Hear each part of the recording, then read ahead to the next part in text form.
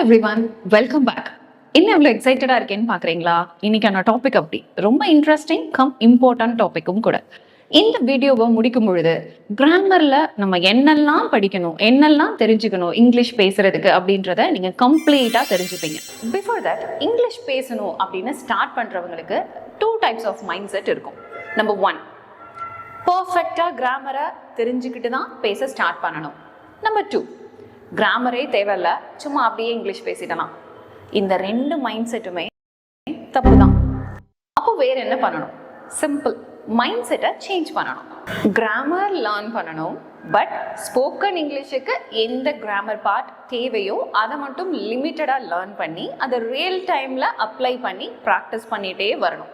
நம்ம என்னதான் ப்ராக்டிஸ் பண்ணாலும் பேசணும்னு ஸ்டார்ட் பண்ணும்பொழுது கிராமர் எரர்ஸ் வரத்தான் செய்யும். அதை அக்செப்ட் பண்ணி அக்னாலேஜ் பண்ணணும். நேட்டிவ் ஸ்பீக்கர்ஸ் கூட பேசும்பொழுது கிராமர் மிஸ்டேக்ஸ் பண்ணதான் செய்வாங்க. அவங்களும் அதை பற்றி வரி பண்ண மாட்டாங்க, மற்றவங்களும் அதை பற்றி வரி பண்ண மாட்டாங்க. So embrace and acknowledge your own mistakes with humility, but refrain from expecting others to do the same for you. அது நடக்கவே நடக்காது. நம்ம இங்கிலீஷ் பேசணும்னு ஸ்டார்ட் பண்ணும்பொழுது நம்ம செய்யற சின்ன சின்ன கிராமர் எரர்ஸ்க்கு கேலி கிண்டல் இருக்கத்தான் செய்யும். Ignore it.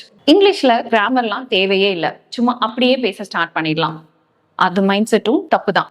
பிகாஸ் கிராமர் கண்டிப்பா வேணும். பட் எவ்வளோ கிராமர் வேணும், கிராமர் எப்படி வேணும், கிராமரை பேசும்பொழுது எப்படி பேசணும், இந்த விஷயங்கள் எல்லாம் தெரிஞ்சுட்டு நம்ம பேசுறதுக்கு ஸ்டார்ட் பண்ணணும். Because clearer grammar means clearer communication. இப்போ நீங்க எக்ஸ்பெக்ட் பண்ணிட்டு இருக்க மாதிரி கிராமர்ல எங்க இருந்து ஸ்டார்ட் பண்ணணும், வேர் டு ஸ்டார்ட், இந்த கொஸ்டின் எல்லாருக்கும் இருக்கும். வெதர் டென்ஸ்ல இருந்து ஸ்டார்ட் பண்ணணுமா, அல்லது ப்ரப்போசிஷன்ல கான்சென்ட்ரேட் பண்ணணுமா, கன்ஜங்ஷன்ஸ்ல கான்சென்ட்ரேட் பண்ணலாமா? பிகாஸ் கிராமர் அப்படின்னதும் இந்த 3 டாபிக் தான் நம்ம ஞாபகத்துக்கு வரும். பட் கிராமரை நம்ம ஸ்போக்கன் இங்கிலீஷ்ல கொண்டு வரணும், ப்ராப்பரா கொண்டு வரணும் அப்படின்னா அப்போ கிராமருடைய லிஸ்ட்லையும் நம்ம ப்ராப்பரா ஸ்டார்ட் பண்ண வேண்டியது அவசியம். ஸோ அதுக்காக உங்களுக்கு எங்க இருந்து ஸ்டார்ட் பண்ணணும், எதெல்லாம் நீங்க எம்பசைஸ் பண்ணி லேர்ன் பண்ணணும் அப்படின்ற லிஸ்ட் உங்களுக்கு டிஸ்கிரிப்ஷன்ல கொடுத்துருக்கேன். வேணுன்றவங்க செக் பண்ணிக்கோங்க. For example, so noun class. ஒரு சென்டென்ஸ்ல நவுனை எப்படியெல்லாம் நம்ம யூஸ் பண்ணணும், ஒரு சென்டென்ஸ்ல சப்ஜெக்ட்னா என்ன, வேர்ப்னா என்ன, ஆப்ஜெக்ட்னா என்ன, இப்படி நம்ம ஸ்டார்ட் பண்ணி டுவர்ட்ஸ் த எண்ட் நம்ம இன்வர்ஷன்ல கொண்டு போய் முடிக்கணும். ஸோ இந்த மாதிரி டாபிக்ஸை ப்ராப்பரா ஒரு ஸ்ட்ரக்சர்ட் ஃபார்மேட்ல லேர்ன் பண்ணோம் அப்படின்னா இந்த கிராமரை ரியல் டைம்ல யூஸ் பண்றதும் ரொம்ப ஈஸியா இருக்கும். ஸோ ஃபர்ஸ்ட் பாயிண்ட், நம்ம மைண்ட் செட்டை சேஞ்ச் பண்ணிக்கணும். செகண்ட் பாயிண்ட், நீங்க என்ன லேர்ன் பண்ணணும் அப்படின்றத லிஸ்ட் அவுட் பண்ணி ப்ராப்பரா லேர்ன் பண்ணணும். இந்த டாபிக்ஸ் எல்லாம் கவர் பண்றதுக்கு யூடியூப்ல நிறைய வீடியோஸ் இருக்கு. நம்ம சேனல்லையுமே நான் சில டாபிக்ஸ் கவர் பண்ணி வீடியோஸ் போட்டிருக்கேன். வேணும் அப்படின்றவங்க அதை செக் பண்ணி ரெஃபர் பண்ணி லேர்ன் பண்றதுக்கு ஸ்டார்ட் பண்ணுங்க. Number 3, how to practice grammar. Because maximum of the students complaint பண்ற விஷயம் என்ன அப்படின்னா, கிராமர் கிளாஸஸ் நல்லா புரியுது அண்ட் அது ரிலேட் பண்ணி நான் ஒரு எக்ஸசைசஸ் ஒர்க் அவுட் பண்ணும்பொழுது அது இன்னுமே நல்லா புரியுது அண்ட் 10 out of 10 வாங்கும்பொழுது எனக்கே ஒரு சாட்டிஸ்ஃபேக்ஷன் வருது, நான் கிராமர் நல்லா தெரிஞ்சுக்கிட்டேன் அப்படின்னு சொல்லி. பட் பேசும்பொழுது அந்த கிராமர் எரர்ஸ் வர்றத என்னாலையும் ஃபீல் பண்ண முடியுது. ஒன்ஸ் நான் பேசி முடிச்ச பிறகு இந்த பிளேஸ்ல வேற யூஸ் பண்ணிருக்கலாமே அப்படின்னு சொல்லி எனக்கு தோணுது அப்படின்றது தான். இதுக்கு ரீசன் என்ன அப்படின்னா, நம்ம ப்ராப்பரா கிராமரை லேர்ன் பண்ணிட்டு இருக்கோம் அப்படின்றது தான். நம்ம கிட்ட இருக்கிற மிஸ்டேக்ஸை நம்மளால ஸ்பாட் பண்ண முடியுதோ அப்போவே நமக்கு கிராமர் தெரிய ஆரம்பிச்சிருச்சு அப்படின்றது தான் மீனிங். இத வேற எப்படி சொல்லலாம் அப்படின்னா, கிராமரை பொறுத்த வரைக்கும் நம்ம பேசும்பொழுது நம்ம மிஸ்டேக்ஸை கரெக்ட் பண்றதுக்கு யாராவது ஒருத்தர் இருக்கணும் அப்படின்னு சொல்லி எக்ஸ்பெக்ட் பண்றது கண்டிப்பா தவறான ஒரு விஷயம். அந்த மிஸ்டேக்ஸை நம்ம பிரெயின், விச் மீன்ஸ் நம்மளே தான் அங்க கரெக்ட் பண்ணணும். ஸோ அந்த அளவுக்கு நமக்கு அந்த கிராமர் அப்படின்றது தெரியணும், நம்ம அதுல ஃபெமிலியரா இருக்கணும். ஸோ அப்போதான் மிஸ்டேக்ஸ் இல்லாம எரர்ஸ் இல்லாம கிராமரை நம்ம பேச முடியும். இதுக்கு நீங்க ரிட்டன் ப்ராக்டிஸ் தான் கொடுக்கணும். ஃபார் எக்ஸாம்பிள், டெய்லி ரைட்டிங்னு சொல்லி ஒரு ஆக்டிவிட்டி இருக்கு. எவ்ரி டே மார்னிங்ல இருந்து ஈவினிங் வரைக்கும் என்னெல்லாம் நடந்ததோ அது எல்லாத்தையும் நம்ம இங்கிலீஷ்ல நோட் டவுன் பண்ணணும்.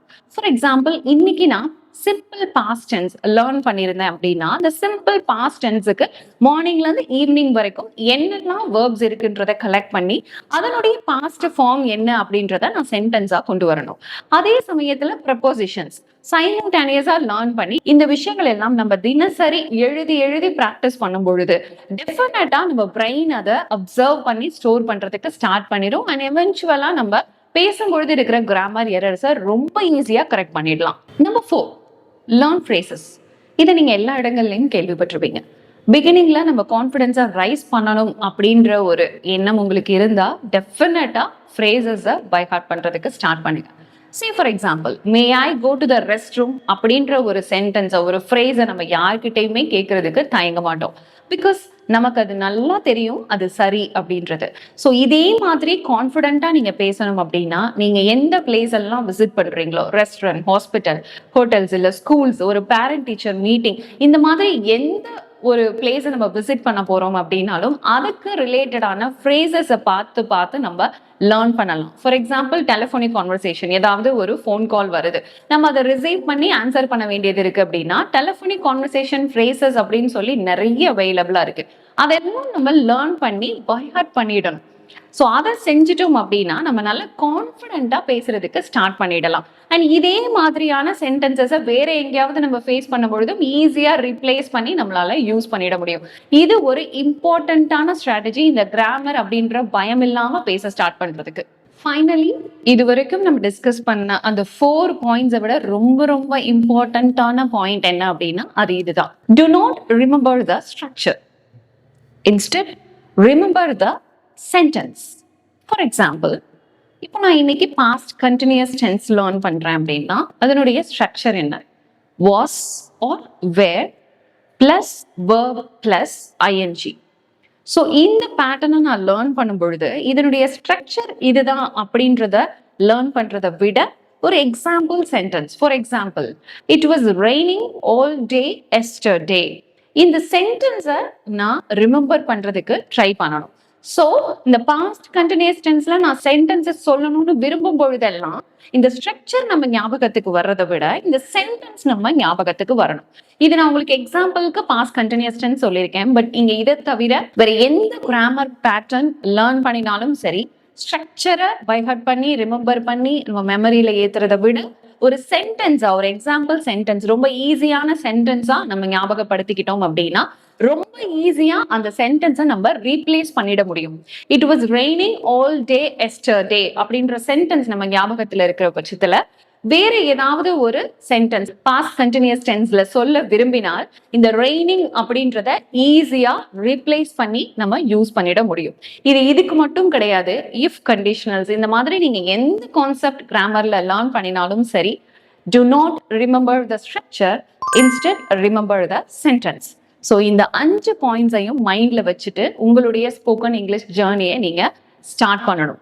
இதை ப்ராப்பரா ஒரு ஸ்ட்ரக்சர்ட் ஃபார்மேட்ல நம்ம செய்யும் பொழுது ரிசல்ட் அப்படின்றது எப்படி வராம போகும். So I hope this video help to you. இந்த மாதிரியான ஃபர்தர் அப்டேட்ஸுக்கு சேனலை சப்ஸ்கிரைப் பண்ணிக்கோங்க. இந்த வீடியோ பிடிச்சிருந்தா ஒரு லைக் பண்ணிட்டு பெல் ஐக்கானை கிளிக் பண்ணிக்கோங்க. I'll meet you in the next video. Bye, take care.